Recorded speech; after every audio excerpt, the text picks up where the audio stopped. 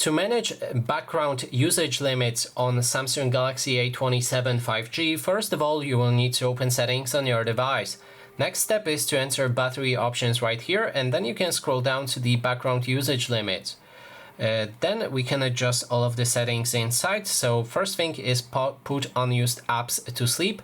Now if this is activated, your phone will automatically determine if you don't use a certain app, because you probably don't use it, and then those apps will be put to sleep. They won't toggle on automatically in the background. That way, if you have a lot of apps, it should save you quite a lot of battery life. Then there's option to select never auto sleeping apps. You can click on this plus button, and this allows you to add apps that will be bypassing this, so your phone won't move those apps to sleeping stage, so you can pick whichever app you like.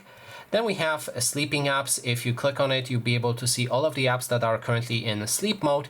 You can add those apps manually again with this plus button in the top right corner of the screen.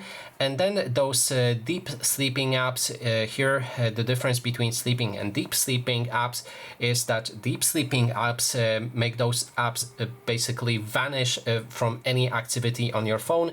They won't be able to update and etc.